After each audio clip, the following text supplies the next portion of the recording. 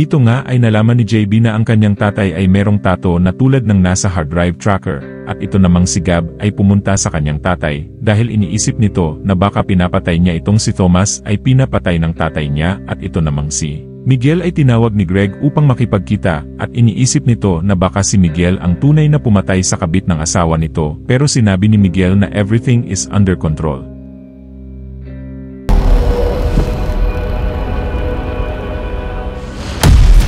Hindi po talaga pwede. Wala rito si Sir. Dad! Ano ba?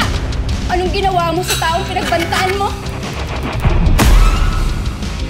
Hindi ka pa rin ba nakakamove on? Can you do me a favor? Go to hell. Asan ka na? Kailangan ko yung sising ko. Kalimutan mo na yung sing-sing lang yun. Contractor. Miguel, sana mali ang iniisip ko.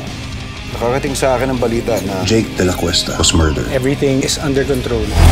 General, Dito naman ay nakipagkita itong si Greg sa isang general na unang nagbigay ng mission nila, at binigyan ito ng panibagong mission na hindi na daw bago sila sa mission na ibibigay nito, at sa kabilang banda naman ay kinausap ni JB itong si Andres. At nag-aalala ito na baka mapahamak itong si Andres ng dahil sa hard drive, at nag-aalala na din itong si Greg, dahil baka daw nakilala na sila ng tauhan ni Timur, at ito ngang si Andres ay binuksan na ang hard drive at agad itong na-detect ng tauhan ni Timur. may kontrata ba kayo para sa grupo ko? Hindi na sila bago sa'yo. Kaya kailangan natin mahanap yung hard drive na yan. Wait, we want that. Bingo. Delikado na hawak mo ang hard drive na yan. Baka mamaya na-compromise na pala kami. Hindi ko pa alam. Gusto ko lang protektahan yung team ko.